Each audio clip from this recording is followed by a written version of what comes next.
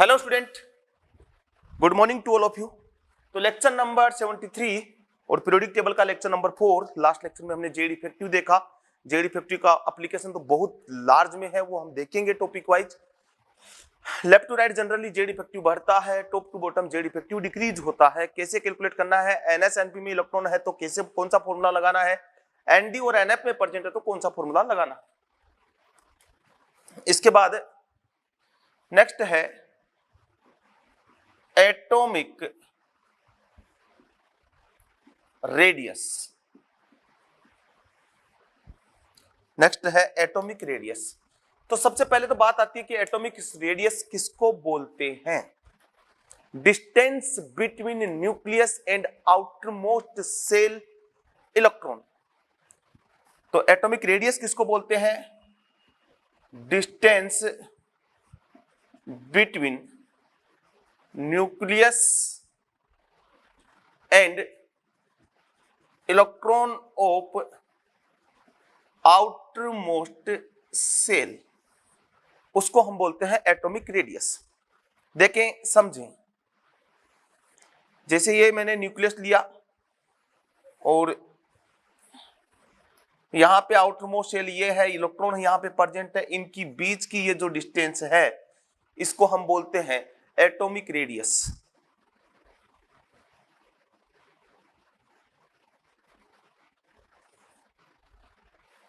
अब बात आती है कि एटॉमिक रेडियस को कैलकुलेट कैसे करें, इसका ऑर्डर क्या आएगा, उसके बारे में बात करते हैं। Practically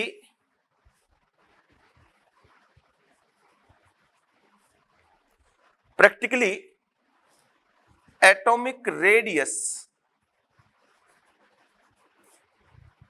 can not be calculated for isolated atom. Practically atomic radius जो है वो आइसोलेटेड एटम के लिए हम कैलकुलेट नहीं कर सकते हैं, नॉट पॉसिबल है, क्योंकि इसके रीजन बहुत सारे हो सकते हैं। Size of atom is very small because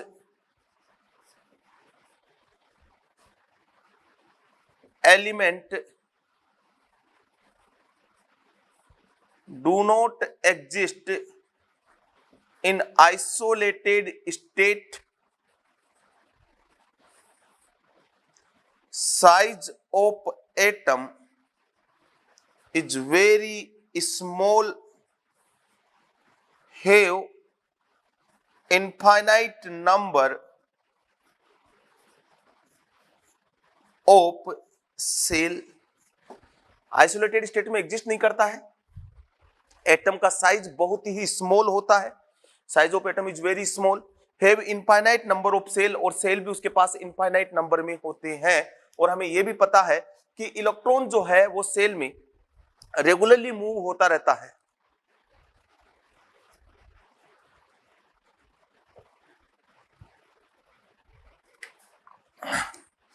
तो फिर एटॉमिक रेडियस हम कैलकुलेट कैसे करें। एटॉमिक रेडियस कैलकुलेट नहीं कर सकते, बट हम बॉन्ड लेंथ कैलकुलेट कर सकते हैं। Atomic radius is property of bonded atom. पहली बात ये, एटॉमिक रेडियस बॉन्डेड एटम की प्रॉपर्टीज है। कोई एटम बॉन्डेड है, वो मेटालिक बॉन्ड से बॉन्डेड है, कोवेलेंट बॉन्ड से बॉन्डेड है, आयनिक बॉन्ड से बॉन्डेड है, तब हम उसकी एटॉमिक रेडियस कैलकुलेट कर सकते हैं। आइसोलेटेड स्टेट में हम एटॉमिक रेडियस कैलकुलेट नहीं कर सकते। थ्योरेटिकल पार्ट था जो मैंने आपको बता दिया है, डेफिनेशन दे दी। अब देखो इधर,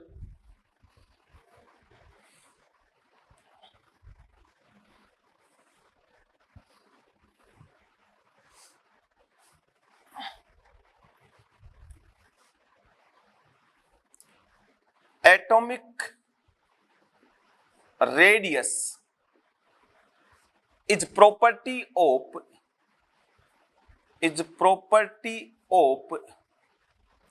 बॉन्डेड एटम। एटॉमिक रेडियस जो है वो बॉन्डेड एटम की प्रॉपर्टीज है, और on the basis of bond atomic radius can be classify in four category. On the basis of bond, atomic radii can be classify in covalent radii,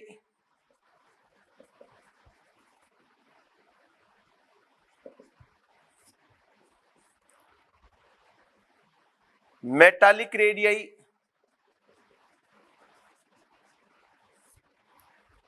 van der Waals radii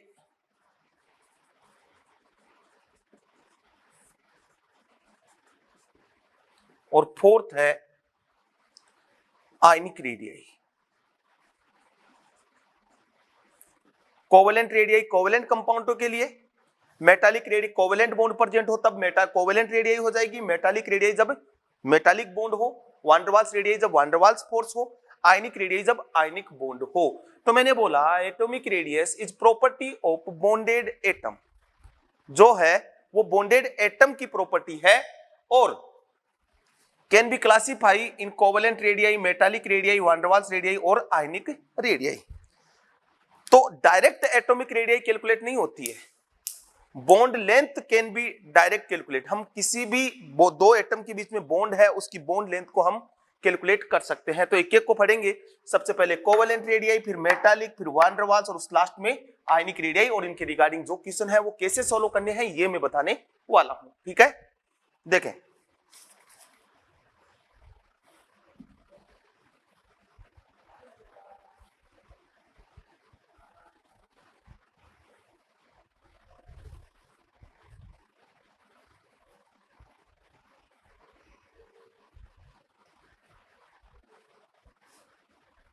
तो सबसे पहले covalent radii,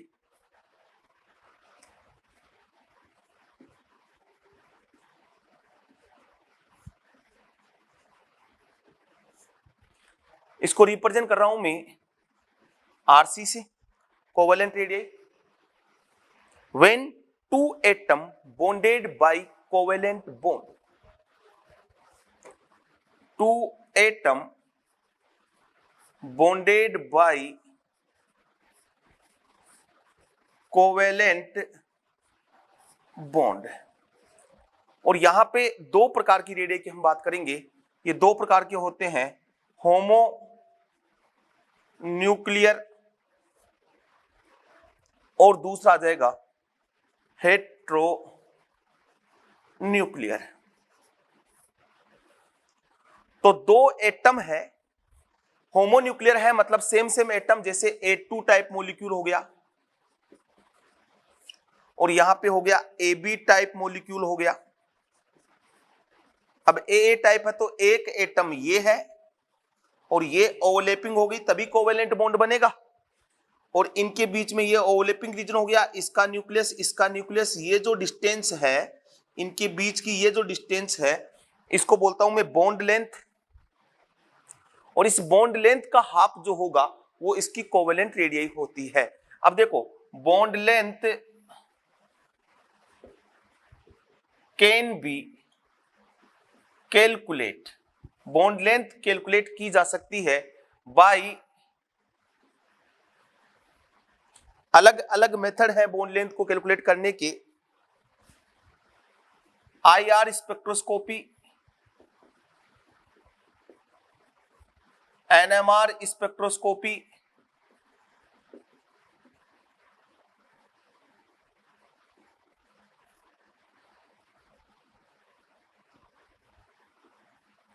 ये techniques है जिससे हम bond length क्या कर सकते हैं, कैलकुलेट कर सकते हैं। और यहां इन दोनों के बीच की जो बॉन्ड लेंथ है उसको रिप्रेजेंट कर दिया मैंने D से, और इस बॉन्ड लेंथ का जो हाफ होगा वो होगा कोवेलेंट रेडियाई। जब दोनों होमोन्यूक्लियर हैं, दोनों सेम एटम के बीच में कोवेलेंट बॉन्ड बना है, उस कैटेगरी में हम इसको डाल सकते हैं, वहां पे हम ये रेडियाई क्या कर सकते हैं, कैलकुलेट कर सकते हैं। समझ में आ गया? ये रिप्रेजेंट करने का तरीका है कि हम कैसे इसको रिप्रेजेंट कर सकते हैं।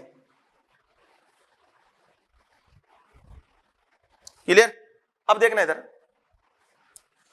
IR स्पेक्ट्रोस्कोपी, NMR स्पेक्ट्रोस्कोपी और एक्सरे डिफ्रैक्शन, ये 3 मेथड है, टेक्निकल एक्सपेरिमेंटल मेथड है, जिससे हम बोन लेंथ को क्या कर सकते हैं, कैलकुलेट कर सकते हैं। तो इस दो ए और ए के बीच में जो बॉन्ड लेंथ है उसका हाफ क्या हो जाएगा, रेडियस हो जाएगा। मतलब मैं ये बोलूं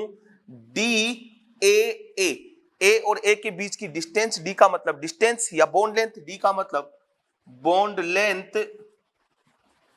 between A and a bond length of a bond की बॉन्ड लेंथ, इसका हाफ कर दो डिवाइडेड बाय 2, तो क्या आ जाएगी, कोवेलेंट रेडियाई। अब हेटेरो एटम है तब इसका हाफ नहीं होगी। जैसे मैं एग्जांपल लूं, ठीक है, Cl bond length, H bond length, carbon bond length.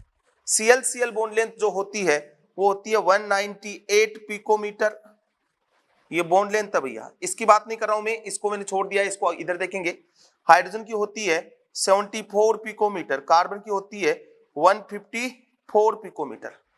तो अगर मुझे रेडियाई ऑफ क्लोरीन लेना है तो 198 डिवाइडेड बाई 2, हाइड्रोजन का लेना है रेडियाई तो हाइड्रोजन 74 डिवाइडेड बाई 2, कार्बन का लेना है तो कार्बन की रेडियाई लूंगा तो 154 divided by 2।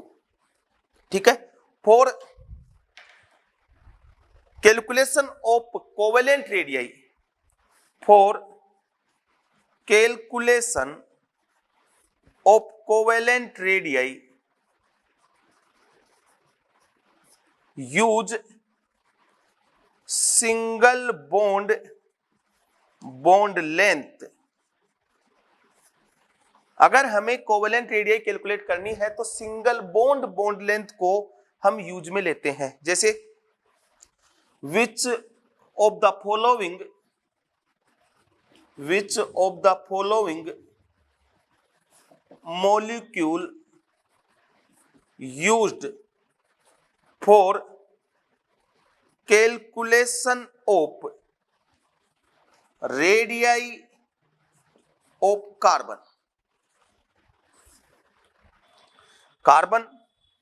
radii of nitrogen, radii of oxygen, कौन सा हम यूज में लेते हैं।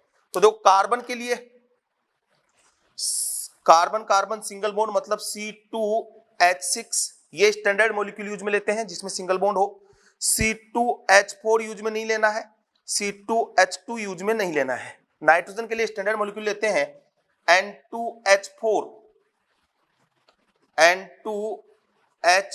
ये यूज में ले सकते हैं। आप यहां N2O2 यूज में नहीं ले सकते, N2O4 यूज में नहीं ले सकते, सॉरी N2 यूज में नहीं ले सकते क्योंकि ट्रिपल बॉन्ड है। ऑक्सीजन के लिए स्टैंडर्ड लेते हैं H2O2 क्योंकि यहां सिंगल बॉन्डेड है। ठीक है, जैसे जैसे बॉन्ड ऑर्डर बढ़ता है बॉन्ड लेंथ कम होती है। स्टैंडर्ड मॉलिक्यूल हमें जो यूज में लेते हैं कैलकुलेशन के लिए वो सिंगल बॉन्ड लेंथ यूज में लेते हैं। तो यहाँ कार्बन के बीच में सिंगल बॉन्ड है, N2H4 में नाइट्रोजन के लिए भी होता है, ये वाला यूज में हम ले सकते हैं। जैसे एक क्वेश्चन लूं,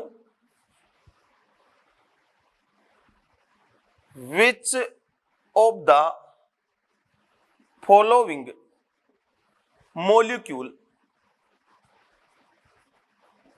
can be used for calculation of covalent radii of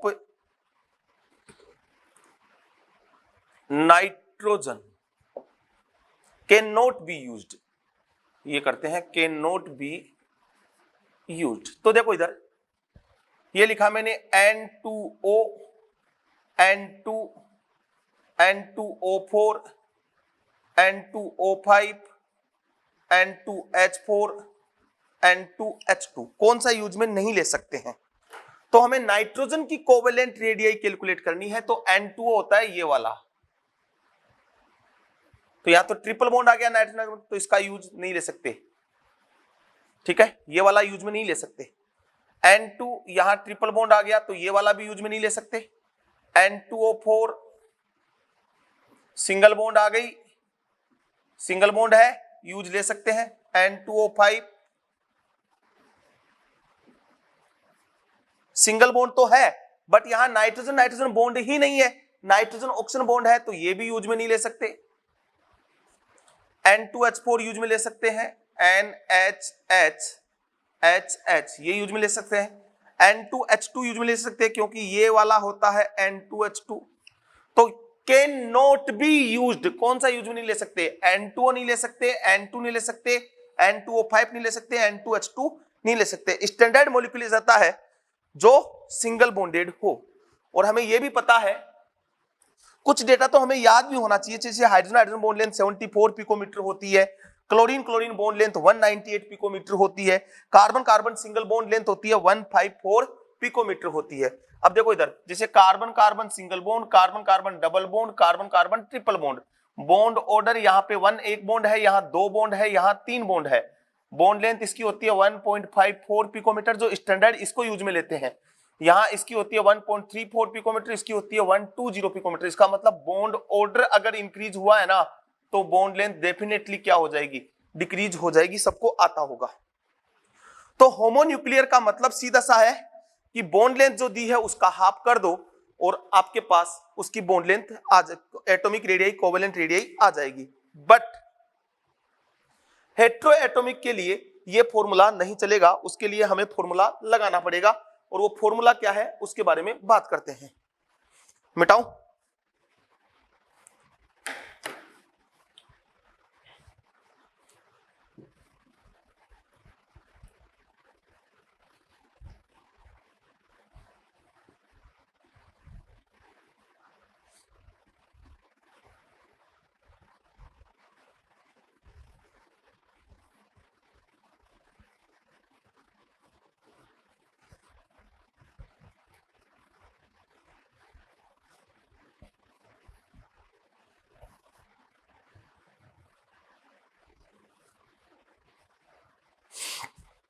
और उसके बाद covalent radius for hetero atomic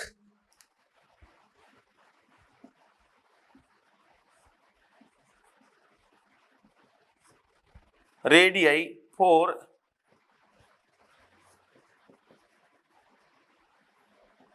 hetero atom मतलब ए बी टाइप। तो यहां देखो ए है और ये बी है, क्योंकि दोनों की साइज दोनों सेम नहीं तो साइज सेम नहीं होगी, और इसका ये न्यूक्लियस और ये न्यूक्लियस और ये बॉन्ड लेंथ हो गई कौन सी, D A B bond length हो गई। तो इसका जो हाफ है ना वो रेडियस को रिप्रेजेंट नहीं करेगा, मतलब मैं बोलूं radius of A not equal to D A B divided by 2, radius of B not equal to D A B,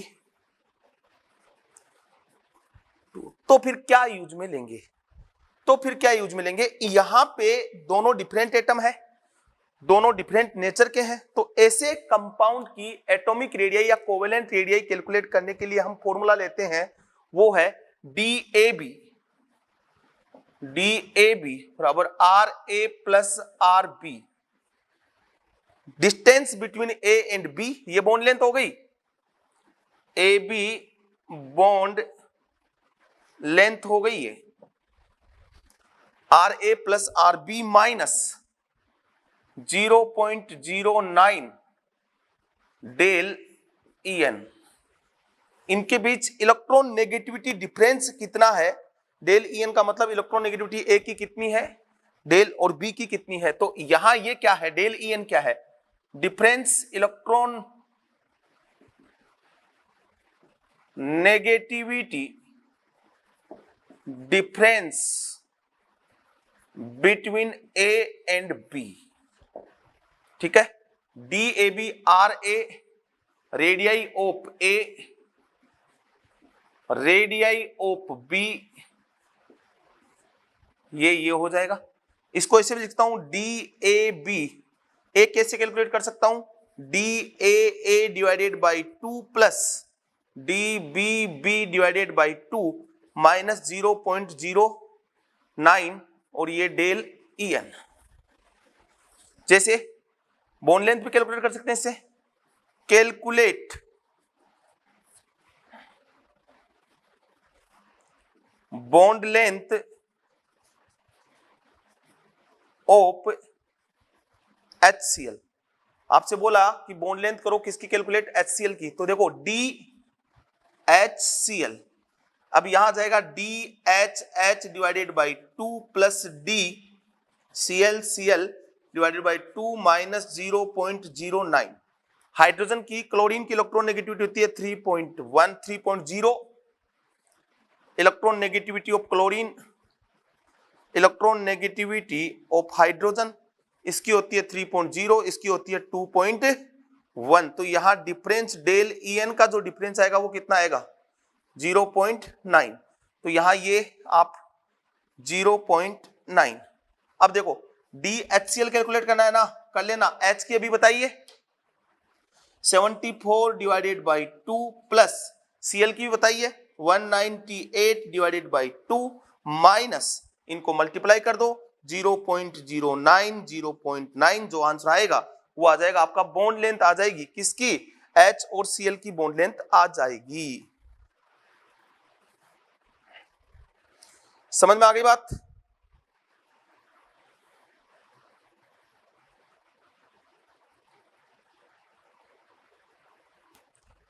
clear? ये हेटेरोएटम के लिए। और इस इक्वेशन को बोलते हैं, इस इक्वेशन को बोलते हैं हम स्टीवन शुमाकर इक्वेशन।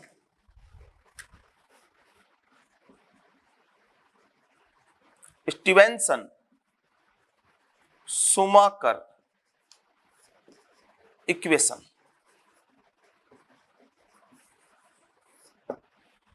तो बॉन्ड लेंथ देख के रेडियाई पूछ सकता है।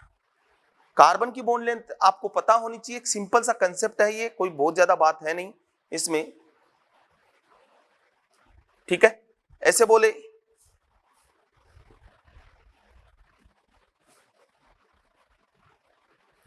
कैलकुलेट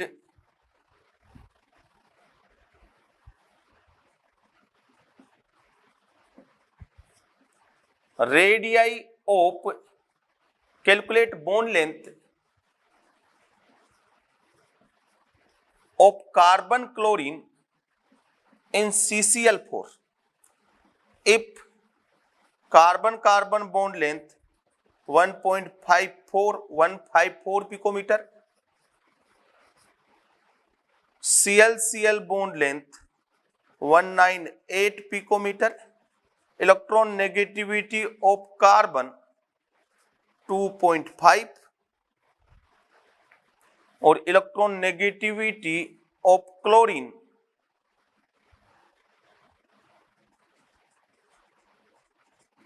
3.0। तो रख दो वैल्यू, पुटअप कर दो, फॉर्मूले में आ जाएगी। बोलो, अब कैलकुलेशन तो आपको करनी आनी चाहिए ना बेटा, टारगेट के स्टूडेंट। तो ये तो बात हुई कोवेलेंट रेडियाई की। उसके बाद आता है मेटालिक रेडियाई।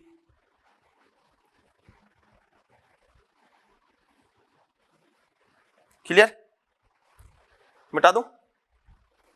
कोवेलेंट रेडियाई का कंसेप्ट खत्म हो गया भैया। मैं मेटालिक रेडियाई की बात करता हूं। चलो सेकंड,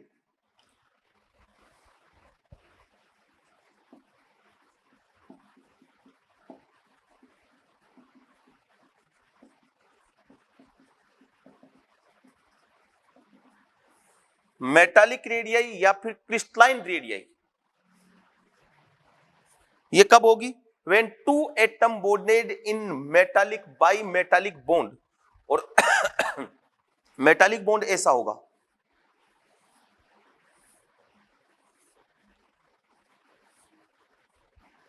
ये DMM और इसका जो हाफ होगा ना वो होगा metallic radii.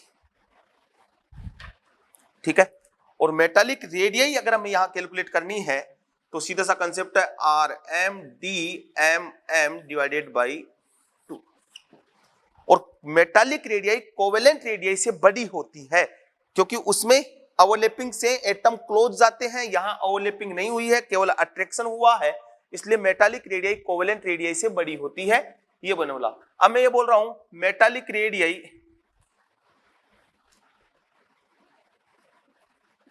Depend upon following factor. पहला, metallic bond strength, metallic bond strength बोलता हूं MBS। मेटालिक बॉन्ड स्ट्रेंथ का मतलब जितना स्ट्रॉन्ग मेटालिक बॉन्ड होगा तो एटम उतने ही क्लोज जाएंगे, जितना स्ट्रॉन्ग मेटालिक बॉन्ड होगा मेटल उतने ही क्लोज जाएंगे, और मेटल जितने क्लोज गए रेडियस उतनी ही कम होगी। तो मैं बोलूं कि मेटालिक बॉन्ड स्ट्रेंथ अगर इंक्रीज होगी, इंक्रीज, तो मेटालिक रेडियस क्या हो जाएगी, डिक्रीज हो जाएगी। दूसरा, metallic radius also depend upon crystalline structure of metal. ये मैंने बोला कि मेटालिक स्ट्रक्चर जो है वो उस पर भी डिपेंड करेगी मेटालिक रेडियस की क्रिस्टलाइन स्ट्रक्चर कौन सी है, वो FCC में है, BCC में है या सिंपल क्यूबिक में है। ये आपने सॉलिड स्टेट में जब 12th पढ़ा होगा, 12th क्लास में सॉलिड स्टेट पढ़ा होगा, तब ये कंसेप्ट आपने अप्लाई किया होगा जो मैं अब बताने जा रहा हूं। आपने 3 रिलेशन देखे होंगे, यदि सिंपल क्यूबिक है या फिर BCC है या फिर FCC है। क्रिस्टलाइन स्ट्रक्चर सिंपल क्यूबिक हो सकती है, BCC हो सकती है, FCC हो सकती है। अगर सिंपल क्यूबिक है तो आपने रिलेशन पढ़ा होगा A बराबर 2D बराबर 2R, पढ़ा होगा ना ये रिलेशन, ठीक है। A बराबर D बराबर 2R, सॉरी 1D बराबर 2R। D क्या है, distance between two metals, metals के बीच की दो क्या हो गई, ये डिस्टेंस हो गई। यहां पढ़ा होगा √3a बराबर 2D 2R, ये पढ़ा होगा 4R, सॉरी। और यहां आपने पढ़ा होगा √2a 2D बराबर 4R। ये पार्ट है, मेरा पार्ट नहीं है, ये पार्ट है सॉलिड स्टेट का, वहां आप इनके बारे में डिटेल से करते हो। मतलब पैकिंग फ्रैक्शन बढ़ता है ना, जितना गुड पैकिंग फ्रैक्शन है तो मेटालिक बॉन्ड स्ट्रेंथ डिक्रीज होती है, मेटालिक रेडियस डिक्रीज होती है। तीसरा, packing fraction increase, metallic radius क्या हो जाएगी, डिक्रीज हो जाएगी। जैसे एक ही मेटल वो BCC क्रिस्टलाइन स्ट्रक्चर में भी है, FCC में भी है, तो FCC का पैकिंग फ्रैक्शन होता है 74%, BCC का पैकिंग फ्रैक्शन होता है 68%। तो डेफिनेटली जहां पैकिंग फ्रैक्शन बढ़ा है वहां मेटल मेटल क्लोज गए हैं, और क्लोज गए तो रेडियस डिक्रीज होगी। तो मैंने बोला पैकिंग फ्रैक्शन इंक्रीज होगा तो भी मेटालिक रेडियस क्या होगी, डिक्रीज होगी। अब मेटल आपके S ब्लॉक में है, D ब्लॉक में है, तो वहां जब ब्लॉक की बात करेंगे तब इनकी बात हम करेंगे। क्लियर, समझ में आ गई बात, मिटाऊं? तो ये बात हुई मेटालिक रेडियस की। उसके बाद आता है van der Waals radius. Note करें भैया, फटाफट से नोट कर लें।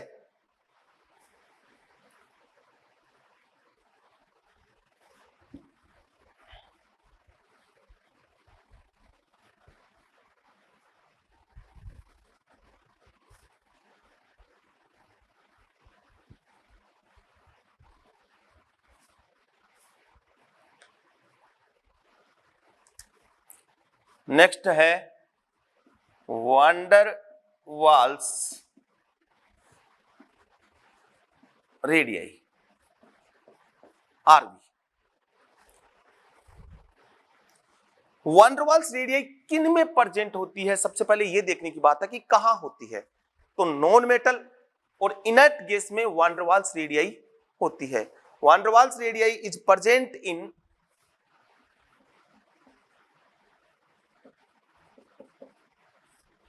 वान der Waals radius is present in non-metal and inert gas when solid state में वो प्रेजेंट हो, inert gas when they are present in solid state.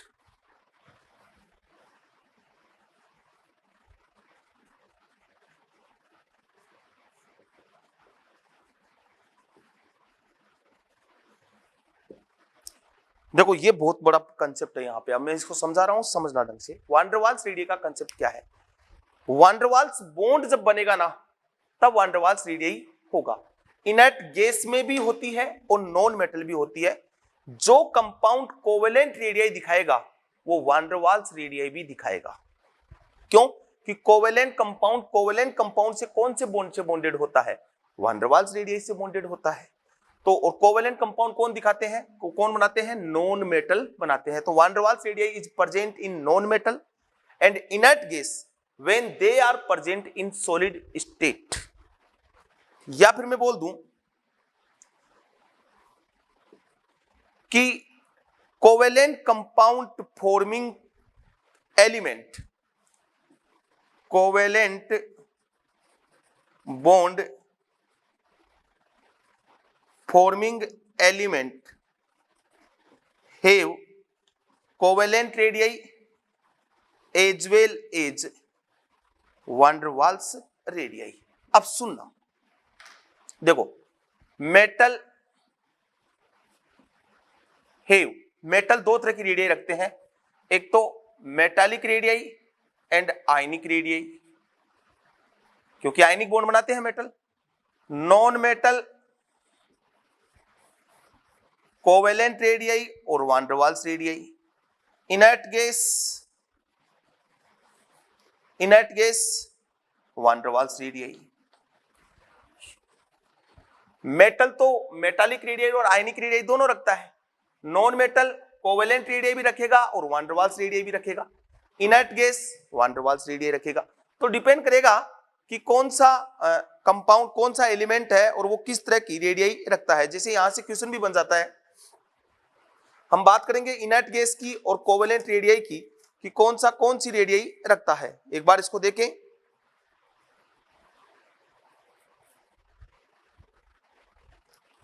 ठीक है। अब देखो इधर, metal can have covalent radii if form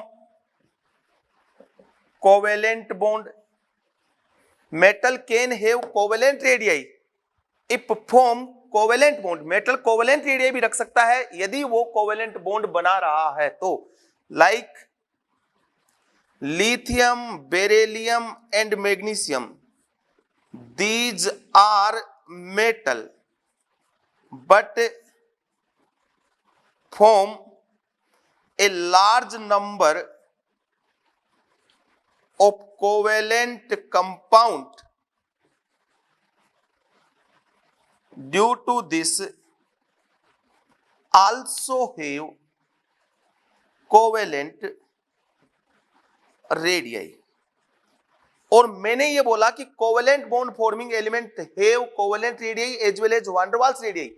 वो कोवेलेंट भी रखेंगे और वान डेर वाल्स रेडियई भी रखेंगे। ये बहुत ज्यादा इंपॉर्टेंट है, सिंपल सा कंसेप्ट है। देखो मेटल है तो मेटल मेटालिक रेडियई रखेगा और आयनिक रेडियई रखेगा, ठीक है। अब जैसे नॉन मेटल है तो कोवेलेंट वान डेर वाल्स प्लस आयनिक रेडियई ये भी तो रखेगा, क्योंकि ये एनाइन बनाता है, मेटल केटाइन बनाता है। इनर्ट गैस केवल और केवल वान डेर वाल्स रेडियई शो करेगी। अब इनर्ट गैस की जब भी बात आएगी तो इनर्ट गैस की हम वान डेर वाल्स रेडियई की बात ही करेंगे। इनर्ट गैस की कोई दूसरी रेडियई नहीं होती। नॉन मेटल कोवेलेंट वान डेर वाल्स, जहां कोवेलेंट बॉन्ड बना वहां वान डेर वाल्स रेडियई भी आएगी। लाइन ये है, जहां कोवेलेंट बॉन्ड बना वहां वान डेर वाल्स रेडियई भी आएगी। जो कोवेलेंट बनाएगा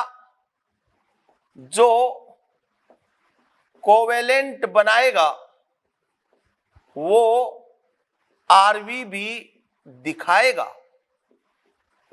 जो कोवेलेंट बनाएगा वो आरवी भी दिखाएगा। अब जैसे एक क्वेश्चन से मैं इसकी बात करता हूं, खत्म करता हूं इस टॉपिक को। और क्वेश्चन है, which of the following type radius can be calculated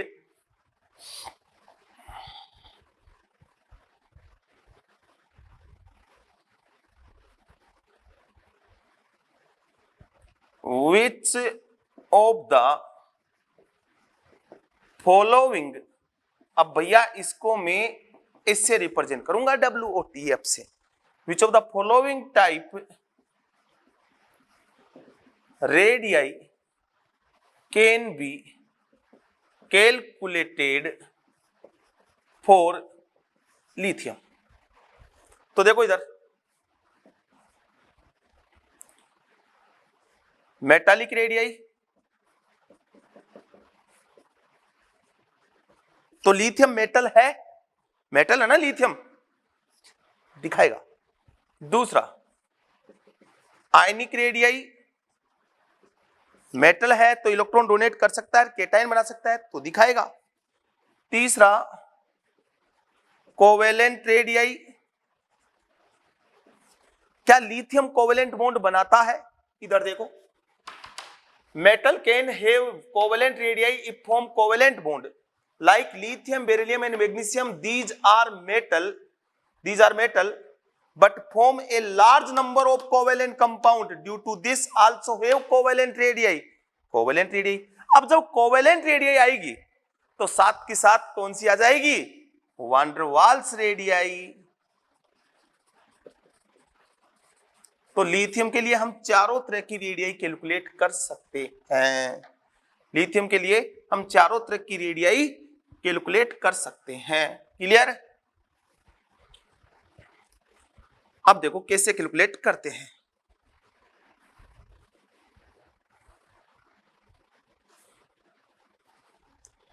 van der Waals radii for inert gas,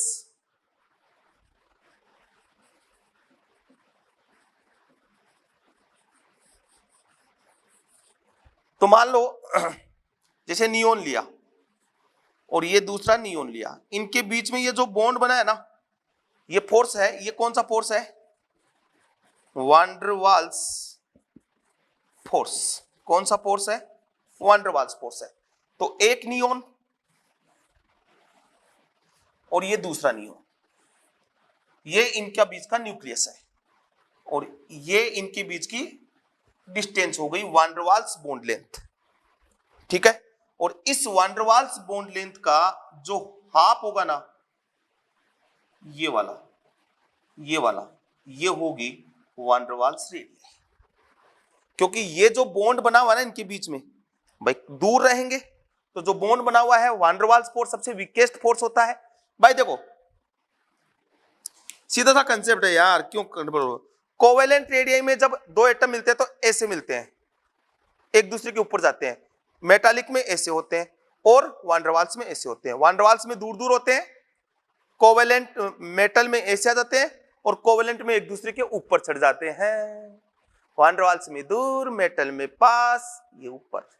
तो फॉर ए पर्टिकुलर एटम, ये van der Waals रेडियाई हो गई। अब मैं बोलूं for a particular atom order of radii will B, for a particular atom order of radii will be, या फिर मैं इसको ऐसे लिख दूं, if a particular atom have RC, RV and RM, then order of radii will be, तो order of radii क्या होगा? तो सबसे बड़ा कौन? van der Waals रेडियाई, एक ही एटम की। जैसे कार्बन की बोले, कार्बन की कोवेलेंट रेडियाई, जैसे लिथियम की कोवेलेंट रेडियाई, मेटालिक रेडियाई और van der Waals रेडियाई में ऑर्डर क्या होगा? तो सबसे बड़ा van der Waals, उसके बाद मेटालिक, सबसे स्मॉल कौन सी होती है? कोवेलेंट रेडियाई स्मॉल होती है। इंपॉर्टेंट लाइन है, if for a particular atom order of radii will be, या if a particular atom have RC, RV, RM, then order of radii will be, ये वाला होगा। ठीक है, और ये देखो as well as size of inert gas increase, जैसे जैसे इनर्ट गैस का साइज बढ़ेगा van der Waals रेडियाई भी बढ़ेगा। तो यहां पे मैं ये बोलूं, ठीक है, as well as size of inert gas increase, van der Waals radii भी क्या हो जाएगी, इंक्रीज, क्योंकि साइज बढ़ेगा तो डिस्टेंस बढ़ता जाएगा। दूसरा फिर है van der Waals radii for Cl, मान लो Cl के लिए van der Waals radii calculate करनी है, तो देखो Cl2 और ये Cl2, इनके बीच में ये जो बॉन्ड बना है ना, ये कौन सा है, वान डेर वाल्स फोर्स। कौन सा फोर्स है, वान डेर वाल्स फोर्स। तो एक Cl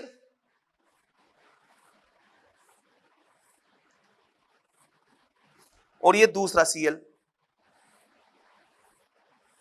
Cl2, ये Cl और Cl है, ये Cl और ये Cl कोवेलेंट है ना, और मैंने बोला कोवेलेंट बॉन्ड बनेगा तो वान डेर वाल्स रेडियस दिखाएगा, नॉन मेटल है Cl, तो ये Cl और ये Cl, Cl2 Cl2 के बीच का एडिशन कर रहा, तो ये जो डिस्टेंस है,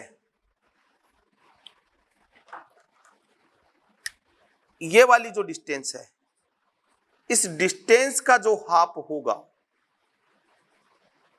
ये वाला, ये होगी वान der Waals radius. Van der Waals bond length का हाफ, ये वाली क्या है, van der Waals bond length.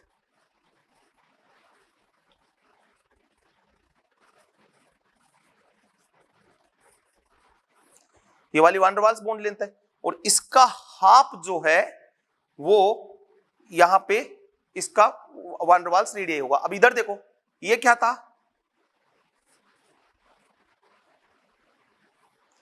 ये क्या था, कोवेलेंट रेडियस, मतलब van der Waals radius for non metal almost double of covalent radius. Van der Waals for non metal almost double of covalent radius, मतलब इस कोवेलेंट रेडियस का almost क्या आ गया है, डबल हो गया। यहां कौन सा बॉन्ड बना हुआ है, ये वान डेर वाल्स फोर्स बना हुआ है, इसका जस्ट डबल जो होगा, मतलब मैं ये बोलूं कि R V R C into two, या फिर R C R V divided by two, almost इसका जस्ट डबल होता है। जैसे क्लोरीन का कोवेलेंट रेडियस मैंने बोला 99 पिकोमीटर है, तो इसका van der Waals radius just almost double 198 picometre के बराबर हो जाएगा, मतलब इसकी जो बॉन्ड लेंथ है ना, वो इसकी वान डेर वाल्स रेडियस के बराबर होती है।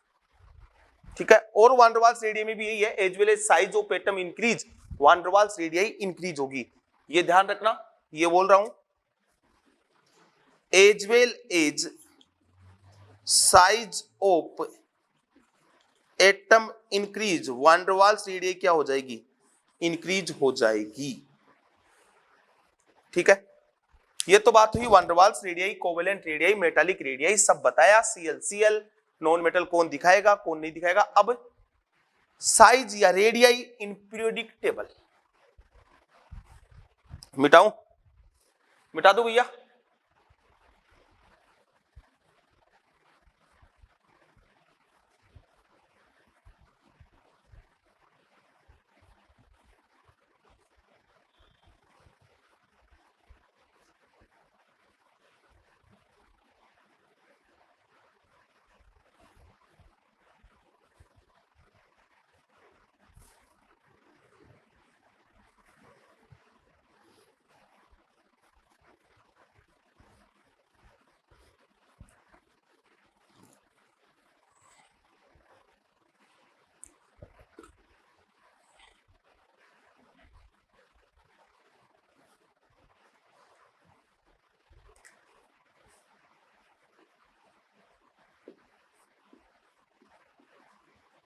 साइज ऑफ एटम या फिर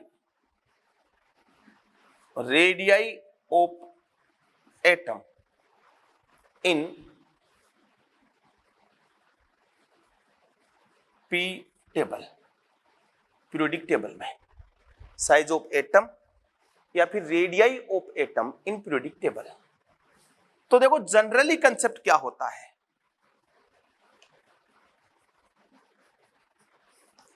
जनरली का मतलब है कि ऑलवेज नहीं होता ऐसा, कहीं जगह वेरिएशन भी आ सकता है। जनरली लेफ्ट टू राइट हम जाते हैं, तो हमें देखो साइज डिपेंड करता है, Z effective is inversely proportional to size.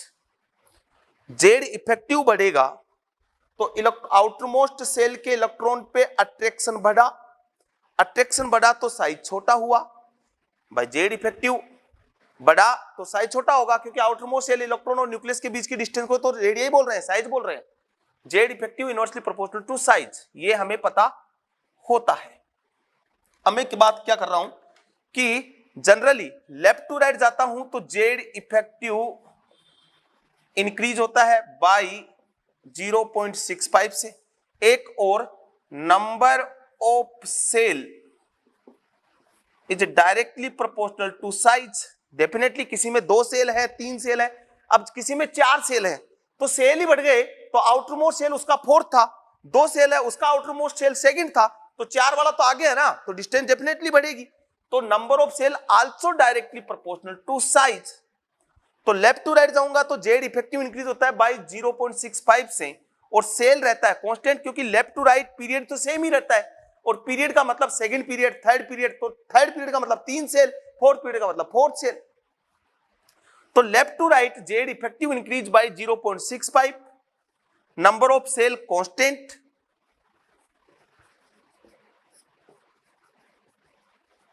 Number of shell constant हो गए, तो जेड इफेक्टिव अगर बढ़ा है तो साइज क्या हो जाएगी, डिक्रीज हो जाएगी। टॉप टू बॉटम बात करें, टॉप टू बॉटम, ऊपर से नीचे, तो हमने बोला कि यहां जेड इफेक्टिव क्या रह गया, कांस्टेंट, ठीक है, और नंबर ऑफ सेल क्या हो रहे हैं, इंक्रीज, तो साइज क्या हो जाती है, इंक्रीज हो जाता है। बट ये जनरली ट्रेंड चलता है, कई जगह इरेगुलर ट्रेंड भी आ जाता है। अब देखो lithium, beryllium, boron, carbon, nitrogen, oxygen, fluorine और neon, order of atomic radii will be, order of atomic radii will be, इनका पूछा एटॉमिक रेडियाई कौन सा होगा, order of atomic radii will be. अब नियोन तो क्या दिखाएगा, have van der Waals radii, बाकी ये सब जनरली कौन सी रेडियाई लिखेंगे, हैव कोवेलेंट रेडियाई। अब बात ये आती है कि लेफ्ट टू राइट जाता हूं तो साइज तो डिक्रीज होती है। अब मैंने ऑर्डर ऑफ पूछा आपसे एटॉमिक रेडियाई, तो एटॉमिक रेडियाई मेरे को बता ही नहीं ना कि कौन सी एटॉमिक रेडियाई की बात करनी है, कोवेलेंट की करनी है, मेटालिक की करनी है, या वान डेर वाल्स की करनी है। बताता तो इजी होता, बट बताया नहीं है, बताया नहीं है तो इसका मतलब इसको तो मैं मानूंगा वान डेर वाल्स रेडियाई, और बाकी इनकी कोवेलेंट रेडियाई, और वान डेर वाल्स रेडियाई बड़ी होती है। तो अगर मैं इसको हटा भी दूं, मान लो इसको रिमूव कर दिया मैंने, तो left to right atomic radii will भी क्या हो जाएगी, इधर से इधर जाऊंगा तो एटॉमिक रेडियाई, इसको हटा देते, चलो आप कंफ्यूज हो रहे हो, एटॉमिक रेडियाई क्या हो गई, डिक्रीज हो गई। अब बोले lithium, beryllium, boron, carbon, nitrogen, oxygen, fluorine, neon, order of van der Waals radii will be, इसका मतलब वान डेर वाल्स रेडियाई मतलब सभी की वान डेर वाल्स रेडियाई देखनी है। अब सभी की वान डेर वाल्स रेडियाई देखनी है, मतलब इसका मतलब ये हुआ बेटा, या जब ये लिख दिया इसका मतलब सभी की आरवी ही देखनी है। और अभी मैंने पीछे बताया था साइज बढ़ेगी तो वान डेर वाल्स रेडियाई बढ़ती है।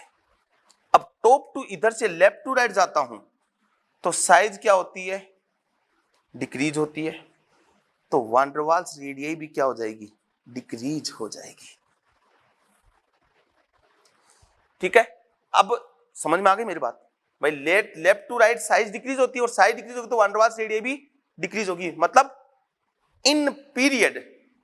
ये समझ में आ गया ना, ये समझ में आ गया ना, बोलो कोई प्रॉब्लम।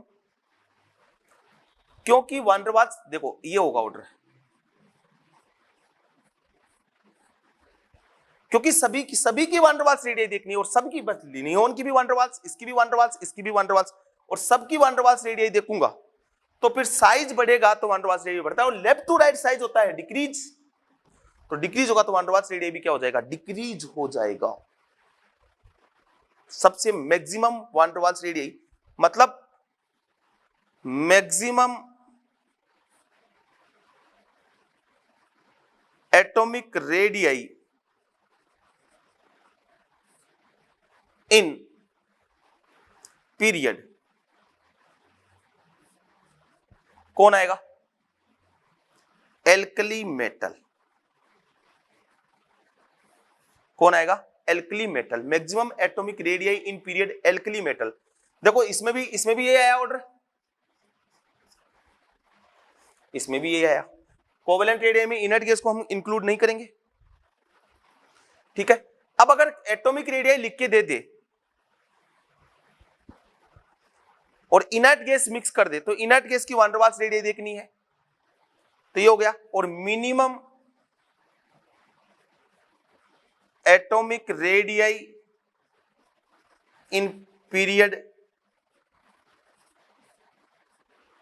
किसकी होती है, हेलोजन की होती है क्या, हेलोजन की होती है, हेलोजन। अब ये बोले minimum atomic van der Waals radius in period, तब कौन आ जाएगा, इनर्ट गैस। बोलो क्लियर क्लियर क्लियर। होपफुली सारा कंसेप्ट क्लियर हो गया होगा कि कौन किसकी ज्यादा है किसकी कम है।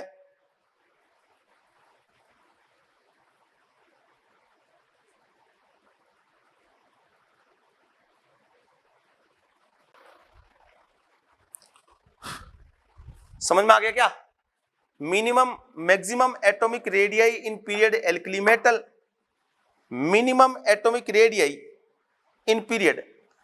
अच्छा इसमें हम आप ऐसे कर सकते हो, maximum van der Waals radius in period किसकी हो जाएगी, एल्कली मेटल। अब मिनिमम एटॉमिक रेडियस पीरियड तो हेलोजन ही होगी, क्योंकि मैक्सिमम एटॉमिक रेडियस पीरियड बोली आपने एल्कली मेटल की, तो मिनिमम किसकी होगी, हेलोजन की होगी। क्यों, क्योंकि और अब जैसे कोवेलेंट रेडियस बोले, maximum covalent radius, minimum covalent radius in period, तो मैक्सिमम कोवेलेंट रेडियस तो किसकी, वही एल्कली मेटल, और मिनिमम कोवेलेंट रेडियस किसकी, हेलोजन। क्योंकि इनर्ट गैस को तो तभी इंक्लूड करना है जब वान डेर वाल्स रेडियस पूछे, वान डेर वाल्स रेडियस नहीं पूछ रहा है तो इनर्ट गैस को आपको इंक्लूड नहीं करना है।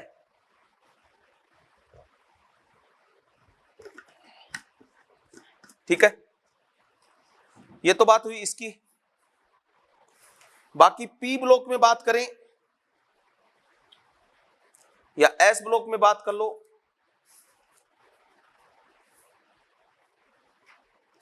एस ब्लॉक में top to bottom size increase होगी,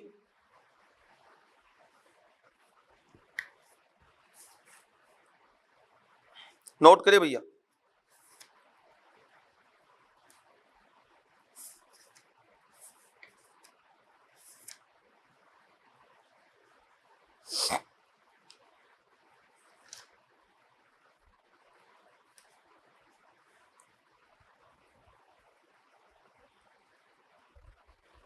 ठीक है, अब एक चीज और,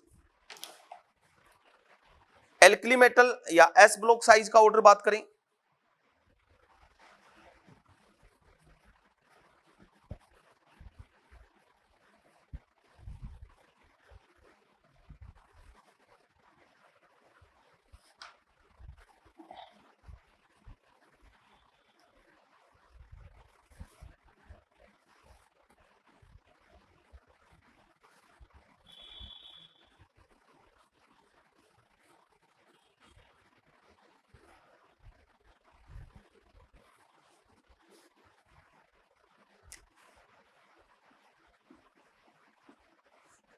S block, P block D block, और यहां मैं बात कर रहा हूं इन ग्रुप। एस ब्लॉक में फर्स्ट ए और सेकंड ए, फर्स्ट ए और सेकंड ए। फर्स्ट ए में लिथियम, सोडियम, पोटेशियम, रुबिडियम और सीजियम।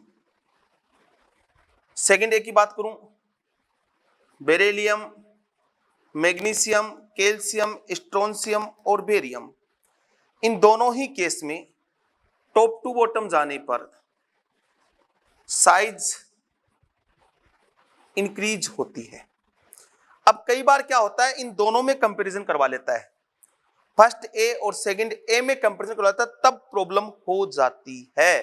तब कैसे करना है आपको, तो ये याद रखना है, लिथियम, सोडियम, पोटेशियम, रुबिडियम और caesium, beryllium, magnesium, calcium, strontium और बेरियम।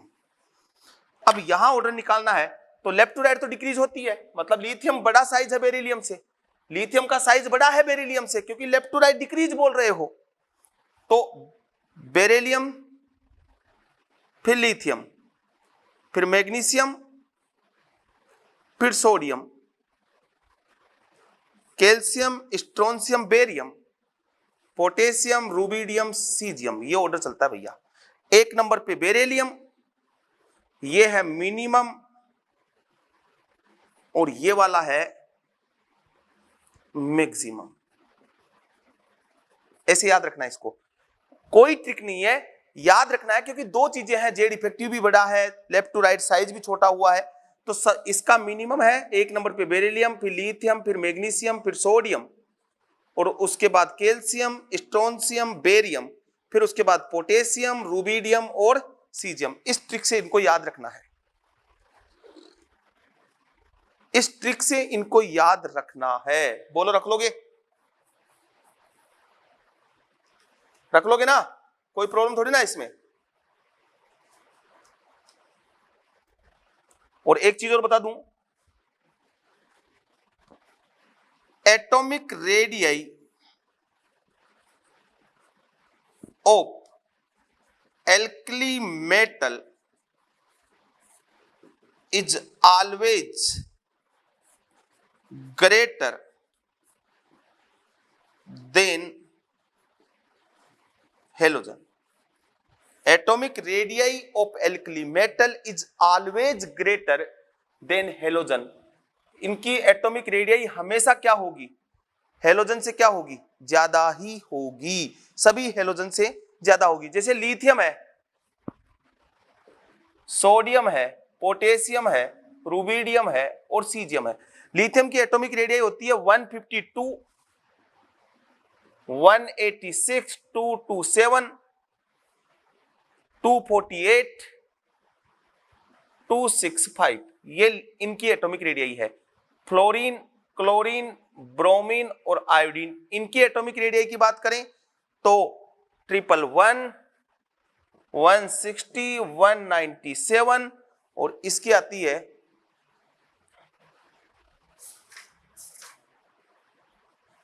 6499, 6499 अभी बात की थी इसकी हमने, और इसकी आती है 114, 113।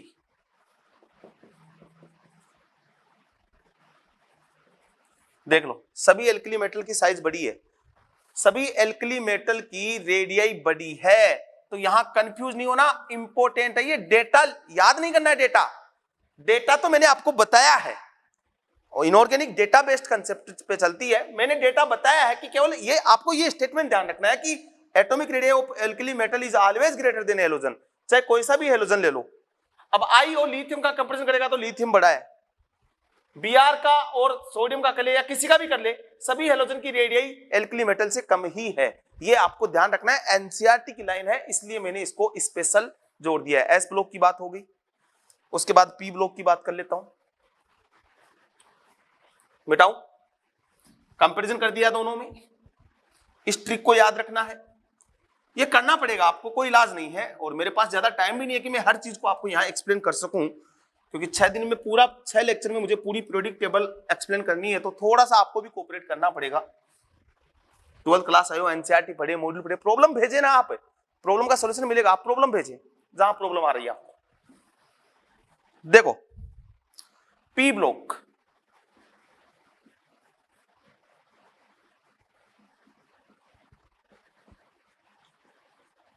ठीक है, ये तो हो गया 3rd ए, उसके बाद 4th ए, 5 ए, 6 ए, 7 ए, ठीक है, और 8th। इनमें तो क्या होता है, इनमें तो no exception, there is no regular trend, there is no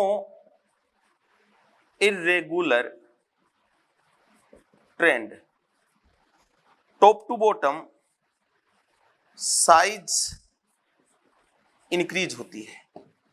इनमें टॉप टू बॉटम साइज हमेशा क्या होती है, इंक्रीज ही होती है। हाँ, इसमें इरेगुलर ट्रेंड है, और ये नीट में आ भी चुका है, जेई में भी आ चुका है, ये इंपॉर्टेंट है।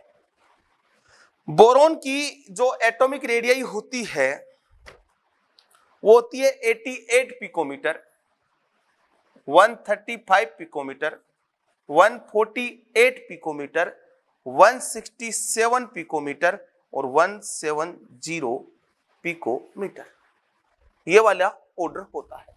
तो देखो बोरोन, एल्यूमिनियम, गैलियम, इंडिनियम और थेलियम इरेगुलर ऑर्डर है। यहां तो there is no irregular order, यहां irregular order, top to bottom increase नहीं हो रही। बोरोन का मैंने बोला 88, इसका बोला 148, तो यहां से यहां गया तो ये सेकंड सेल है, 3rd, 4th, 5, 6, यहां से आ गया, साइज क्या हुई, इंक्रीज, सेल क्या हो रहा था, इंक्रीज हो रहा था। यहां गैलियम की हो गई 135, तो यहां से यहां साइज डिक्रीज हुई है। क्यों? तो यहां दो फैक्टर लगे, देखो size, number of shell increase, number of shell increase हुआ तो साइज क्या हुई थी, बड़ी थी। बट साथ के साथ Z effective increase due to transition contraction, क्योंकि गैलियम के जस्ट पीछे आया जिंक, और जिंक में कितने इलेक्ट्रॉन है, 3d10, और डी जेड इफेक्टिव क्यों बढ़ा, जेड इफेक्टिव बढ़ा ड्यू टू ट्रांजिशन कॉन्ट्रैक्शन, या Z effective increase due to weak sigma of D subshell. Inner में गैलियम का कॉन्फ़िगरेशन क्या है, इसका है 3d10 4s2 4p1, तो इसका इनर सेल कौन हुआ, डी वाला, और डी का सिग्मा क्या होता है, वीक होता है, तो Z effective Z minus sigma, तो सिग्मा डिक्रीज हो गया तो जेड इफेक्टिव क्या हो गया, इंक्रीज हो गया, जिसको हमने डी के कारण जेड इफेक्टिव इंक्रीज हुआ है। If Z effective increase due to weak sigma of D, if Z effective increase due to negligible sigma of F D subshell, और यहां F subshell. If Z effective increase due to weak sigma of D subshell, if Z effective increase due to negligible sigma of F subshell, तो इसको तो बोलते हैं transition contraction D के कारण, और इसको बोलते हैं लेंथेनोइड कॉन्ट्रैक्शन, ये तो पता ही होगा ना। इसलिए नंबर ऑफ सेल बढ़ा तो साइज इंक्रीज हुई, बट जेड इफेक्टिव बढ़ा तो साइज क्या हो गई थी, डिक्रीज हो गई, और यहां पे जेड इफेक्टिव डोमिनेट रहा, dominate over number of cell, इसलिए जेड इफेक्टिव की चली, नंबर ऑफ सेल की नहीं चली, तो साइज क्या हो गई, डिक्रीज हो गई। यहां से वापस बढ़ रही है, ये बढ़ रही है, ये बढ़ रही है, क्योंकि नंबर ऑफ सेल क्या हो रहे हैं, इंक्रीज हो रहे हैं। यहां साइज में बहुत ज्यादा डिफरेंस नहीं आया, क्योंकि यहां भी जेड इफेक्टिव थोड़ा सा बड़ा है, but number of shell dominate रहा। यहां क्यों बड़ा जेड इफेक्टिव, लेंथेनाइड कॉन्ट्रैक्शन कारण। तो यहां पे ऑर्डर आएगा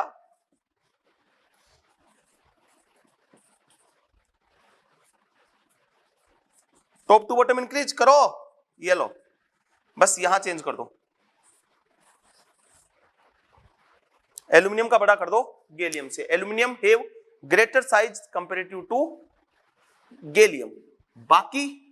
बाकी सभी में टॉप टू बॉटम साइज क्या हो जाएगा, इंक्रीज हो जाएगा। तो ये बात हुई एटॉमिक रेडियाई पीरियोडिक टेबल में से।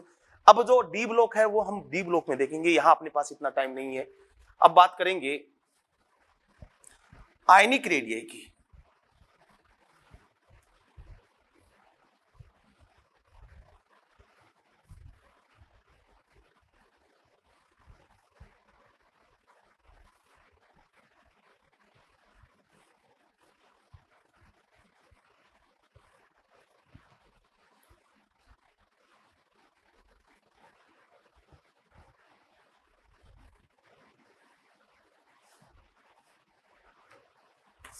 नेक्स्ट आता है अपने पास आयनिक रेडियाई।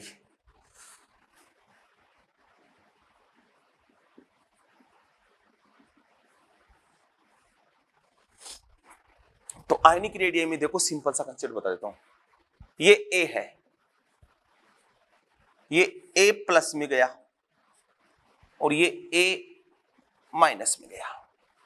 हम ये बोलते हैं कि ए से ए प्लस गया, ए से ए प्लस गया, इधर से इधर गया, तो नंबर ऑफ इलेक्ट्रॉन क्या हुआ, डिक्रीज हुआ। इलेक्ट्रॉन तो दिए ना, और नंबर ऑफ इलेक्ट्रॉन इंक्रीज हुआ, तो सिग्मा क्या हुआ, डिक्रीज हुआ। जेड इफेक्टिव क्या हुआ, इंक्रीज हुआ। साइज क्या हो गई, डिक्रीज हो गई। ठीक है, इधर से इधर गया, नंबर ऑफ इलेक्ट्रॉन क्या हुआ, इंक्रीज हुआ। सिग्मा क्या हुआ, इंक्रीज हुआ। जेड इफेक्टिव क्या हुआ, डिक्रीज हुआ। साइज क्या हो जाएगी, इंक्रीज हो जाएगी। ठीक है, तो इसका सीधा सा कंसेप्ट है कि Z effective sorry size directly proportional to negative charge, inversely proportional to positive charge. Size directly proportional to negative charge, inversely proportional to positive charge. क्योंकि हमने पढ़ा था Z effective is directly proportional to positive charge, inversely proportional to negative charge, और Z effective inversely proportional to size. अब मुझे size और इसमें relation बनाना है, तो ये वाला रिलेशन आ जाएगा क्या, बट ये कब है, ये मैंने कहा जब मैं पॉजिटिव चार्ज के डायरेक्टली नेगेटिव चार्ज के डायरेक्टली फॉर्मूला, तो कब है, for applicable for iso electronic and same element ion, उनके लिए एप्लीकेबल है। किसके लिए एप्लीकेबल है, फॉर आइसो इलेक्ट्रॉनिक और सेम एलिमेंट आयन के लिए एप्लीकेबल है, बाकी और जगह एप्लीकेबल नहीं है। करें, देखो आई प्लस आई माइनस, ऑर्डर क्या होगा भैया, आई माइनस का सबसे बड़ा, फिर आई और उसके बाद आई प्लस। दूसरा Na plus Mg plus 2 Al plus 3, app minus neon तो दिखाता नहीं आयनिक रेडियाई, या रेडियाई का ऑर्डर बोलते हो कोई प्रॉब्लम नहीं है। और उसके बाद मैंने लिया C-4, तो ये तो है सेम एलिमेंट आयन, और ये है आइसो इलेक्ट्रॉनिक तो यहां C-4 F minus Na plus Mg+2 और Al+3 और लेता हूं P-3 S-2 Cl minus Ca+2 K plus, ठीक है, और ये आर्गन और रेडियाई ऑर्डर पूछा तो आइसोइलेक्ट्रॉनिक है, सबसे बड़ा P-3 S-2 Cl minus argon K plus और Ca+2 O plus O minus O तो O माइनस O और ये O प्लस, ठीक है। इसके बाद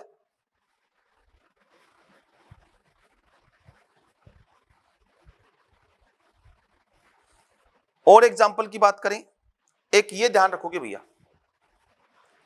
Li प्लस Mg+2 Al+3, इसका मैंने बोला था 0.76 एंगस्ट्रॉम, 0.72 एंगस्ट्रॉम, 0.53 एंगस्ट्रॉम, ये आपको ध्यान रखना है, इसका कोई इलाज नहीं है। Be+2 0.31 एंगस्ट्रॉम, ये याद रखना है, पूछ सकता है यहां से।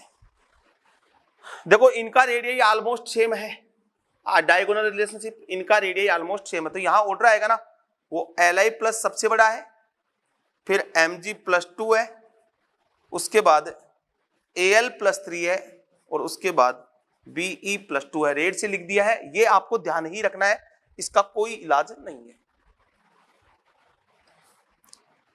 एक चीज और ध्यान रखनी है कि नंबर ऑफ इलेक्ट्रॉन डिपेंड भी करता है,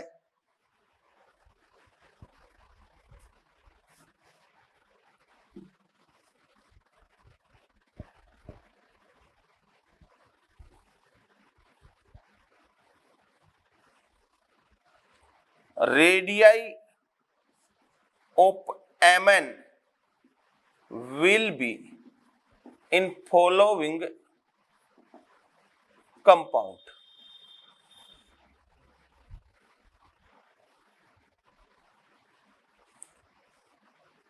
K2MnO4, MnO2, Mn2O7,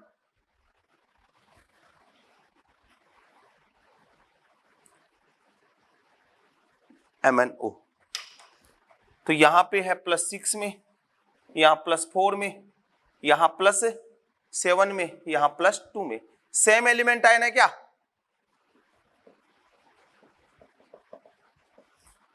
तो सबसे ज्यादा किसका? MnO में है, उसके बाद MnO2 में है, उसके बाद K2MnO4 में है, उसके बाद Mn2O7 में है, ऑर्डर आ गया। रेडियस ऑफ H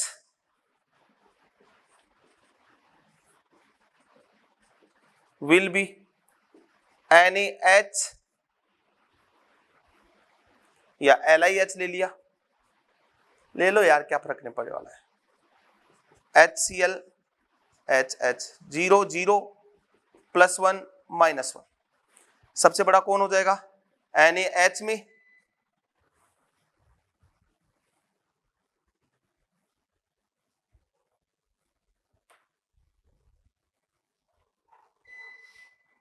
सबसे बड़ा किस में? NaH में, फिर H2 में, और सबसे कम किस में? HCl में। ये सेम एलिमेंट आयन है, एक ही एलिमेंट आयन में आपको फॉर्मूला लगाना है, नेगेटिव चार्ज के directly proportional to positive charge के इनवर्सली प्रोपोर्शनल। अब एक क्वेश्चन और करवा देता हूं,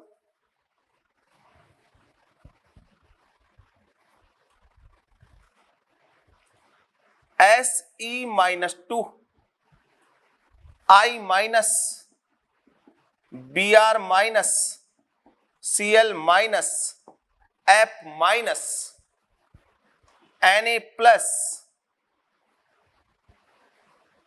Ca+2 और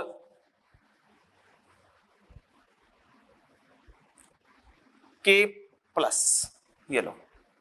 अब देखो यहां पे आप समझना, सेलेनियम कहां आता है? यहां इसमें वो ले लो S-2, ठीक है, S-2 वो ले लो, क्या फर्क पड़ने वाला है। ये आया। फिर आपको दिया हुआ है फ्लोरीन, क्लोरीन, ब्रोमीन और आयोडीन, ये दिया हुआ है। इधर आपको दिया हुआ है lithium, sodium, potassium, rubidium, beryllium, magnesium,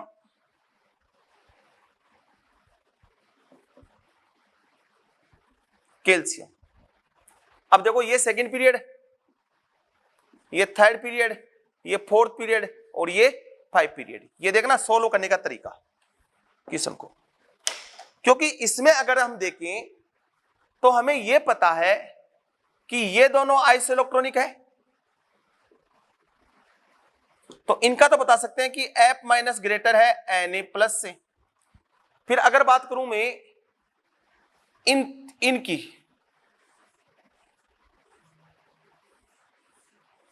ये वाले, ये भी क्या है, आइसोइलेक्ट्रॉनिक है। इनका भी मैं बता सकता हूं कि S-2 सबसे बड़ा, फिर Cl माइनस, उसके बाद K प्लस और Ca+2। बाकी इनका कैसे बताएं, तो यहां पे ये तो है S-2 Cl माइनस पोटेशियम, ये कौन सा है, इनके पास हो गए थर्ड सेल, ये हो गए 2 सेल। अब यहां पे बात करें I माइनस Br माइनस, तो I माइनस का सबसे बड़ा आएगा, क्योंकि, और I माइनस का सबसे बड़ा क्यों आएगा, हैव 5 सेल, तो यहां सेल ये लगा तो I माइनस तो सबसे बड़ा आने वाला है, क्योंकि नंबर ऑफ सेल सबसे पहले चेक करते हैं। वो जो फॉर्मूला है directly proportional to negative charge, inversely proportional to positive charge, वो केवल तभी लगाते हैं जब आइसोइलेक्ट्रॉनिक हो या सेम एलिमेंट आयन हो। यहां ये थर्ड सेल, 3 सेल है इनमें, इनमें 2 सेल है, I माइनस में 5 सेल है, सेलेनियम और Br माइनस ये वाले हैं 4 सेल। तो पहले 5 सेल वाला, अब ये दोनों आइसोइलेक्ट्रॉनिक हो गए, तो सबसे पहले I, फिर Se-2, उसके बाद Br माइनस, क्योंकि ये कौन सा आया 5 सेल वाला, ये कौन सा है 4 सेल वाले, फिर S-2, Cl minus, K plus, Ca+2, ये वाले आए 3 सेल वाले। अब उसके बाद वो आएंगे F माइनस और Na प्लस, और ये आए 2 सेल वाले। ये लो, इसी के साथ रेडियई का कंसेप्ट खत्म है।